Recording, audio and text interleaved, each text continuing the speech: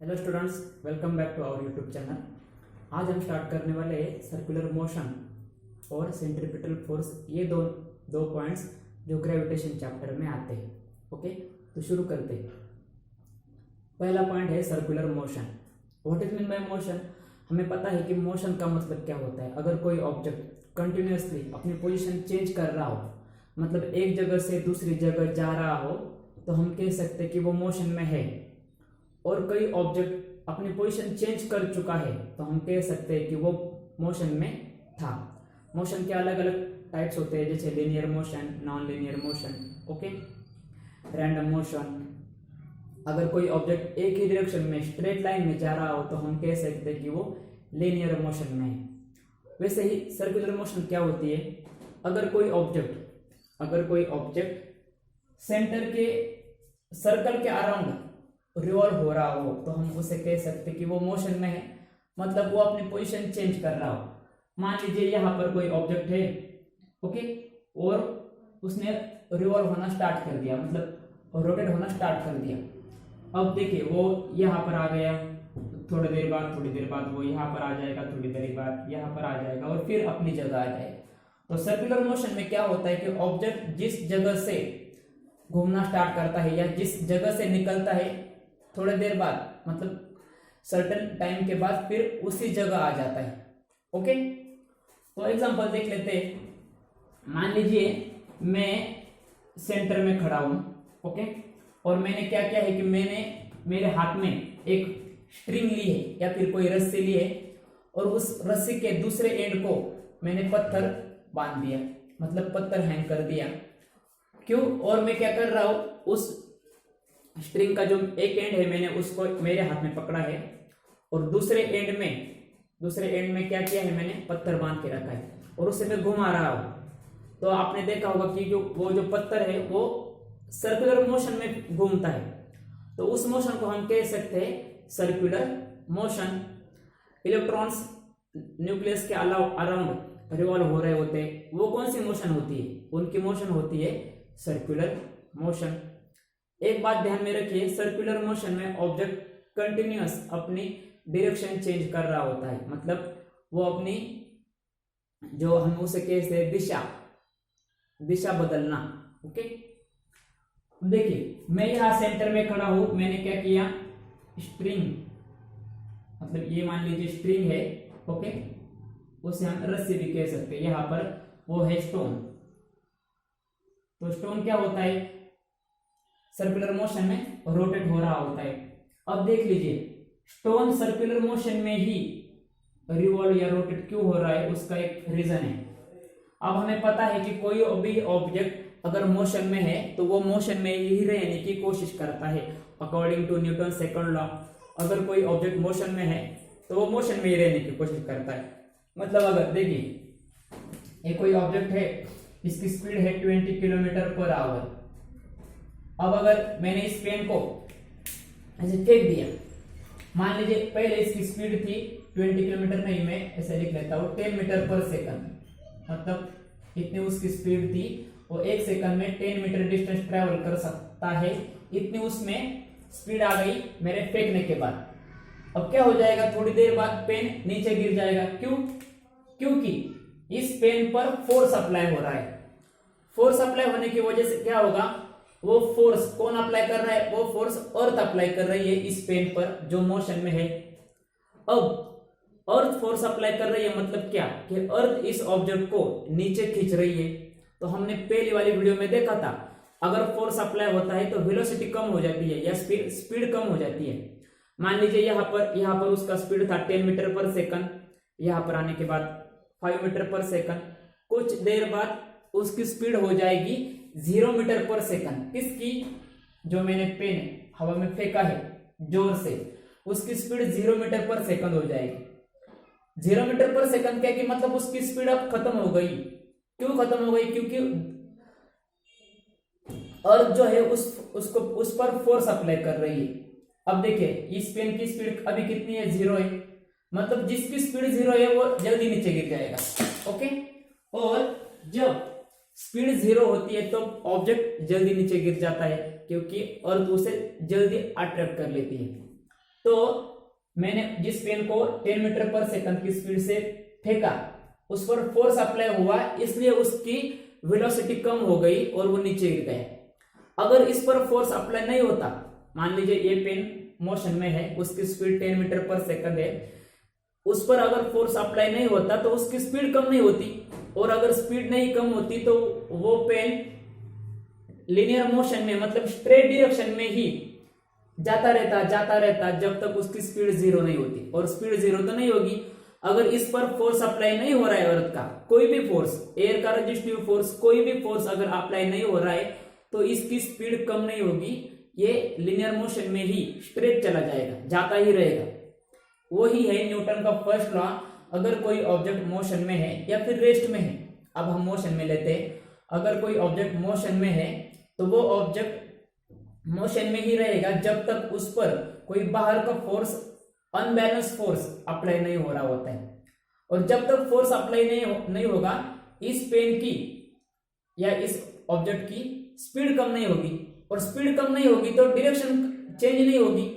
हमें पता है जब बॉल की स्पीड कम हो जाती है तभी बॉल, जब प्लेयर बॉल मारता है तो क्या हो जाता है, बॉल ए से आता है, फिर उसकी स्पीड जीरो हो जाती है और बॉल नीचे गिर जाता है।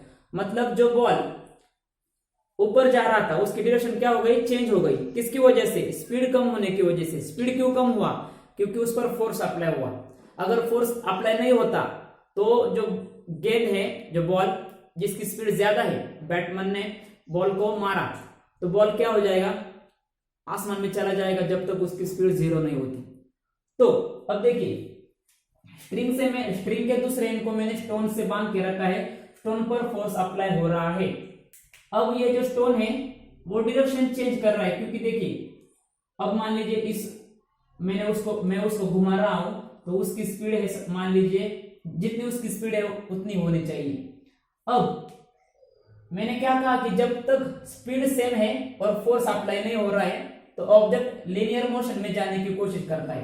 तो यहाँ पर आ जाने के बाद ये जो स्टोन है वो इस डायरेक्शन में जाने की कोशिश करेगा, यहाँ पर इस डायरेक्शन में जाने की कोशिश करेगा, यहाँ पर इस डायरेक्शन में जाने की कोशिश करेगा, और यहाँ पर इस डायरेक्शन में जाने की वो कोशिश करेगा।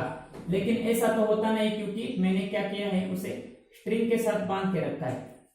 तो फिर क्वेश्चन ये है कि स्टोन लीनियर मोशन में क्यों नहीं जा रहा, वो कर्व मतलब सर्कुलर मोशन में ही क्यों रोटेट हो रहा है, वो लीनियर मोशन में रोटेट क्यों नहीं हो रहा, या फिर वो लीनियर मोशन में क्यों नहीं जा रहा, वो सर्कुलर मोशन में ही क्यों घूम रहा है। इसका मतलब है स्टोन पर कोई फोर्स अप्लाई हो रहा है, क्योंकि स्टोन की डायरेक्शन चेंज हो रही है। देखिए ऐसा जाना चाहिए था, वो अंदर की तरफ उसे खींच लिया। यहाँ पर आने के बाद मतलब हर एक पॉइंट पर इस पॉइंट पर भी वो ऐसे जाना चाहेगा, इस पॉइंट पर वो ऐसे जाना चाहेगा, इस पॉइंट पर वो ऐसे जाना चाहेगा, लेकिन हर एक पॉइंट पर उसकी डायरेक्शन चेंज हो रही है। क्यों हो रही है, इसका मतलब है कि उस पर कोई ना कोई फोर्स अप्लाई हो रहा होगा। तो जाहिर सी बात है फोर्स। देखिए ये जो मैंने स्ट्रिंग बांध के रखी है, एक हाथ से मैं घुमा रहा हूं, मैं फोर्स अप्लाई कर रहा हूं जब स्टोन को मैं घुमा रहा हूं, और वो फोर्स स्टोन पर अप्लाई हो रहा है। अब स्टोन पर कैसे अप्लाई हो रहा है, मतलब स्टोन पर वो फोर्स कैसे ट्रांसफर हो रहा है। तो ये जो स्ट्रिंग है उस स्ट्रिंग के द्वारा फोर्स उस पर अप्लाई हो रहा है, क्योंकि मैं जब स्ट्रिंग को घुमा रहा हूं, पत्थर को घुमा रहा हूं, तो पत्थर उस स्ट्रिंग को खींचता है। एक एंड से मैंने स्ट्रिंग को खींच के रखा है, तो दोनों तरफ से जो स्ट्रिंग है उस पर फोर्स अप्लाई हो रहा है, क्योंकि पत्थर तो लीनियर मोशन में जाने की कोशिश कर रहा है। लीनियर मोशन में जाने के लिए वो भी फोर्स अप्लाई करेगा उस स्ट्रिंग पे। एक मतलब मैं घुमा रहा हूं तो मेरे हाथ को वो बाहर की तरफ खींचेगा, लेकिन मैंने उसे अंदर की तरफ खींच के रखा है, तो इसकी वजह से जो स्ट्रिंग है वो एकदम स्ट्रेट हो जाती है। उसे ही हम कहते हैं कि स्ट्रिंग में टेंशन क्रिएट हो गया, टेंशन आ गया। टेंशन आ गया मतलब वो वाला टेंशन नहीं, टेंशन क्रिएट होना मतलब, और जो स्ट्रिंग है वो एकदम स्ट्रेट हो जाती है। दोनों तरफ से जब फोर्स अप्लाई होता है किसी चीज पर, तो मतलब कोई ऑब्जेक्ट, मान लीजिए कि रस्सी, जिस पर दोनों की तरफ से फोर्स अप्लाई होता है, तो हम कहते हैं कि उसमें टेंशन क्रिएट हुआ। जैसे मान लीजिए आपने रस्सी खींच देखी होगी, इधर कुछ लड़के होते, इधर कुछ लड़के होते, दोनों ही उस रस्सी को खींच रहे होते, मतलब दोनों तरफ से फोर्स अप्लाई होने की वजह से वो रस्सी एकदम स्ट्रेट हो जाती है, तो उसमें टेंशन क्रिएट हो जाता है। उसी टेंशन को हम कहते हैं फोर्स ऑफ टेंशन। तो उस फोर्स ऑफ टेंशन की वजह से ही ये स्टोन जो है उसकी डायरेक्शन चेंज हो रही है, मतलब फोर्स अप्लाई हो रहा है। तो इस फोर्स ऑफ टेंशन को ही हम कहेंगे सेंट्रीपिटल फोर्स, क्योंकि वो अप्लाई कौन कर रहा है, वो अप्लाई मैं कर रहा हूं, सेंटर में खड़ा हूं मैं अप्लाई कर रहा हूं। मतलब क्या कि जो स्टोन है उसको मैं सेंटर की तरफ खींच रहा हूं, ओके, सेंटर की तरफ खींच रहा हूं। तो centripetal force is directed towards the centre of circle. जो ऑब्जेक्ट है जो सर्कुलर मोशन में रोटेट हो रहा है, मतलब सर्कल के अलावा रोटेट हो रहा है, तो उस सर्कल का जो सेंटर है, उस सेंटर के द्वारा जो फोर्स अप्लाई होता है ऑब्जेक्ट पर, उस फोर्स को कहते हैं सेंट्रीपिटल फोर्स। और वो जो सेंट्रीपिटल फोर्स है वो टुवर्ड्स द सेंटर होता है, मतलब सेंट्रीपिटल फोर्स जो ऑब्जेक्ट पर अप्लाई हो रहा है, उस ऑब्जेक्ट को वो फोर्स अपनी ओर सेंटर की ओर खींच लेता है, ओके। अब इसलिए उस ऑब्जेक्ट की डायरेक्शन कंटिन्यूअसली चेंज हो जाती है, क्योंकि फोर्स अप्लाई होने की वजह से उसकी स्पीड कंटिन्यूअसली चेंज हो जाती है।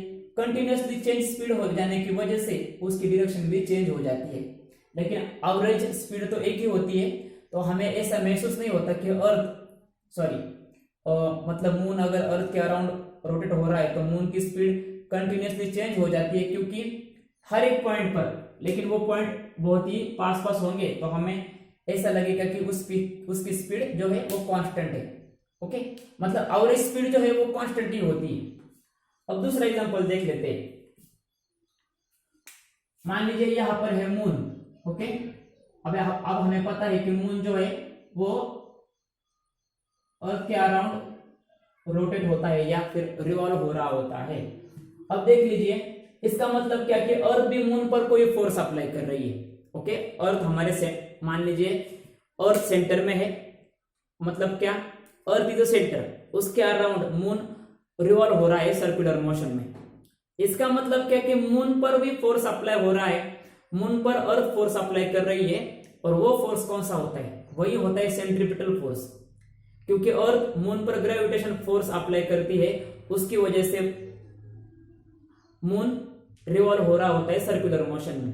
अब सर्कुलर मोशन में रिवॉल्व हो रहा है, इसका मतलब क्या कि मून कंटिन्यूअसली अपनी डायरेक्शन चेंज कर रहा है। क्यों कर रहा है, क्योंकि फोर्स अप्लाई हो रहा है। फोर्स अप्लाई होने की वजह से ही डायरेक्शन चेंज हो सकती है ऑब्जेक्ट की, वरना डायरेक्शन चेंज नहीं होगी, ओके। लेकिन अगर मान लीजिए कि फोर्स अप्लाई नहीं हो रहा है, ओके, और जो है, अब देखिए यहां पर तो कोई स्ट्रिंग वगैरह नहीं होती, ये ऐसा फोर्स होता है ग्रेविटेशन फोर्स जो इनविजिबल होता है, जो दिखाई नहीं देता, और उसे ट्रांसफर होने के लिए किसी चीज की जरूरत नहीं है। जैसे इस केस में स्ट्रिंग की जरूरत थी, इस केस में किसी की जरूरत नहीं है, ओके। फोर्स कैसे लगेगा, फोर्स लगेगा towards the centre of circle, okay, इस प्रकार लगेगा।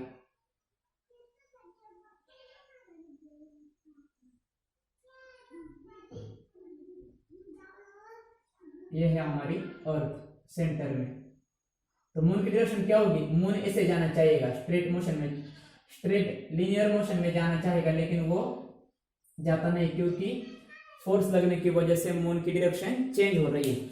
तो देखिए सेंट्रीपिटल फोर्स क्या होता है, the force acts on any object, ऐसा फोर्स जो ऑब्जेक्ट पर एक्ट हो रहा है, the force acts on any object who perform circular motion, okay, who rotate along the circle, centre of circle, मतलब सर्कल के अराउंड जो ऑब्जेक्ट रोटेट हो रहा है, उस ऑब्जेक्ट पर सेंटर की तरफ से जो फोर्स अप्लाई होता है उसे हम कहते हैं सेंट्रीपिटल फोर्स।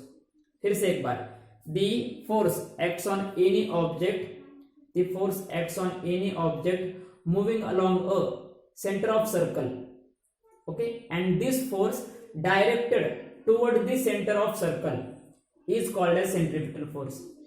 दूसरी डेफिनेशन देख लेते हैं, सीधी सादी डेफिनेशन आप कौन सी भी लिख सकते हैं एग्जाम में।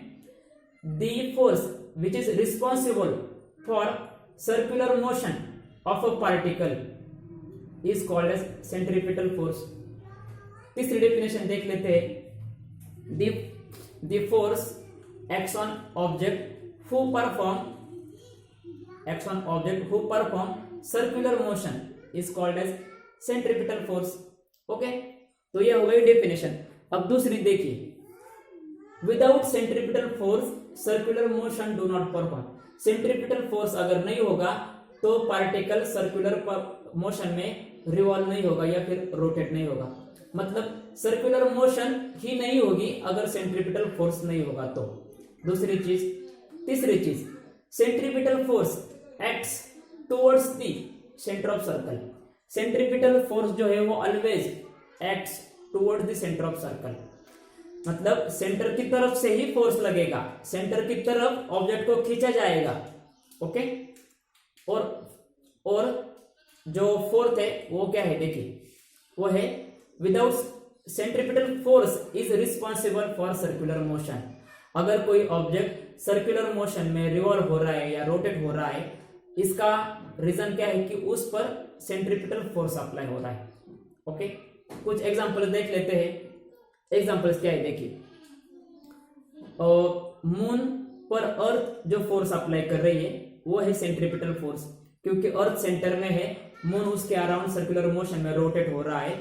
इसका मतलब अर्थ मून पर फोर्स अप्लाई कर रही है, कौन सा वाला फोर्स, ग्रेविटेशन फोर्स, और वही ग्रेविटेशन फोर्स सेंट्रिपिटल फोर्स की तरह काम करेगा।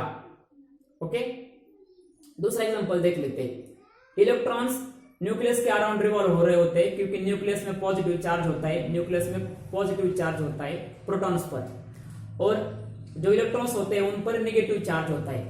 प्रोटॉन्स पॉजिटिव चार्ज इलेक्ट्रॉन पर, मतलब नेगेटिव चार्ज पर फोर्स अप्लाई करते हैं, क्योंकि हमें पता है opposite charges attract each other, और अट्रैक्शन के लिए कोई ना कोई फोर्स तो चाहिए ना। ओके, तो वो फोर्स होता है इलेक्ट्रोस्टैटिक फोर्स।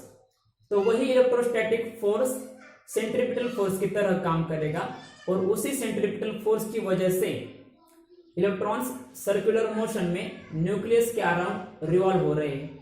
ओके, मतलब क्या कि अलग अलग फोर्सेस है, मतलब उसका सिर्फ हम कह सकते कि मायने अलग है, लेकिन वो सेंट्रिपिटल फोर्स ही है। मतलब जो भी पार्टिकल सर्कुलर मोशन परफॉर्म करता है उस पर जो फोर्स लगता है उसे हम सेंट्रिपिटल फोर्स कह सकते हैं। वो अलग अलग हो सकते हैं। ओके, जैसे मान लीजिए कि अगर मैंने कोई स्ट्रिंग पकड़ी है तो उस केस में सेंट्रिपिटल फोर्स कौन सा होगा, वो होगा फोर्स ऑफ टेंशन। रस्सी में जो टेंशन क्रिएट हुआ उसे हम कहते हैं फोर्स ऑफ टेंशन। वही force of tension centripetal force की तरह काम करेगा।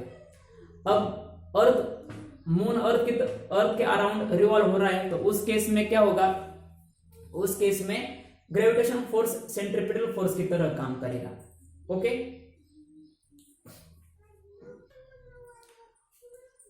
ओके, अब देखिए, अगर अर्थ ने मून पर फोर्स अप्लाई करना बंद कर दिया तो क्या हो जाएगा।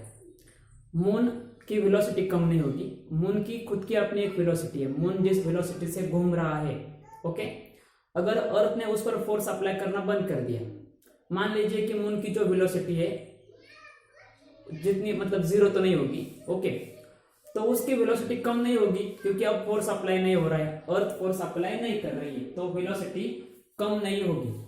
और वेलोसिटी अगर कम नहीं होगी तो क्या हो सकता है, वेलोसिटी अगर कम नहीं हुई तो मतलब उसकी डायरेक्शन भी चेंज नहीं होगी, और वेलोसिटी कम नहीं होगी तो वो डायरेक्शन चेंज नहीं कर सकता मून।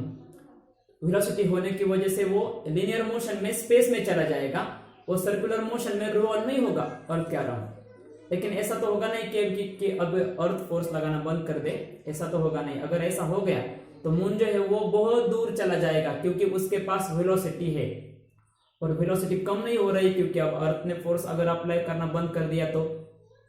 ओके, इसका आप स्क्रीनशॉट ले लीजिए, फिर हम आगे बढ़ते हैं। उसके बाद है फॉर्मूला CF, मतलब सेंट्रिपिटल फोर्स। सेंट्रिपिटल का फॉर्मूला क्या होता है देखिए, mv² upon r, mv² upon r। अब ये फॉर्मूला कैसे प्रिपेयर हुआ, इसका डेरिवेशन जो है आपको वो 11th स्टैंडर्ड में या 12th स्टैंडर्ड में देखने को मिल सकता है जब आप हायर क्लासेस में जाओगे, लेकिन अभी के लिए आपको सिर्फ फॉर्मूला देख के रखा है। ओके, इसका डेरिवेशन आपको 11th स्टैंडर्ड में मिल जाएगा। तो देखिए फॉर्मूला क्या है, mv² upon r, where m means mass, v means velocity या फिर स्पीड कह सकते हैं, अपॉन r। देखिए वेलोसिटी और स्पीड क्यों, स्पीड हम तभी कहते हैं कि जब कोई ऑब्जेक्ट अपनी डायरेक्शन चेंज कर रहा हो, मतलब जब वो मोशन में है तो वो जब डायरेक्शन चेंज कर रहा है तो हम कह सकते हैं स्पीड। और वेलोसिटी हम तब कहते हैं जब कोई ऑब्जेक्ट कंटिन्यूअसली एक ही डायरेक्शन में जा रहा हो, लेकिन वो मतलब उसे उस वक्त हम उसे स्पीड नहीं कहेंगे, तो हम कहेंगे कि वेलोसिटी। चाहे वो वेलोसिटी स्पीड कम ज्यादा कुछ भी कर रहा हो, लेकिन वो एक ही डायरेक्शन में जाना है, तब उसे हम कहते हैं वेलोसिटी। इसलिए स्पीड को हम v से या वेलोसिटी से भी डिनोट कर सकते हैं, तो इसलिए मैं यहाँ पर स्पीड लिखता हूं। Okay, mass into speed, speed का स्क्वायर यानी v का स्क्वायर। आप वेलोसिटी भी कह सकते हैं upon r, r means radius. देखिए मास m मीन्स किसका मास, जो ऑब्जेक्ट है, मान लीजिए इस केस में मून ऑब्जेक्ट है, तो हमें अगर ये निकालना हो कि अर्थ ने मून पर कितना फोर्स अप्लाई किया है, सेंट्रीपिटल फोर्स कितना अप्लाई हुआ है, तो कैसे निकालेंगे, हमें मून का मास पता होना चाहिए, मास। वेलोसिटी, मून किस स्पीड से घूम रहा है, उसकी स्पीड कितनी है, वो हो गई उसकी स्पीड या वेलोसिटी कह सकते हैं, वो पता होनी चाहिए। और r, r मीन्स क्या, रेडियस।